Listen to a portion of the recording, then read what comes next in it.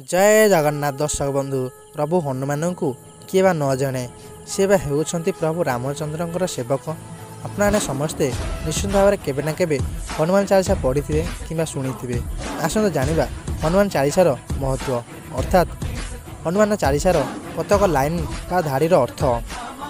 आसत शुणा भाग 6। कंचन बरन विराज सुबेसा कानन कुंडल कुंचित केसा। भाग 6 शुणुले दुईटी वाक्य। आसतु ये दुईटी वाक्यर अर्थ जानिबा।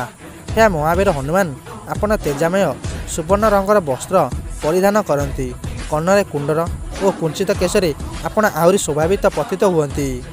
यह थिला ये दुईटी वाक्यर अर्थ। आपने जदि ये चैनल नुआ वीडियो को लाइक करी चैनल को सब्सक्राइब करी नोटिफिकेशन बेल को ऑन करी ऑल सेट कर दिंतु। जय श्री राम, जय जगन्नाथ।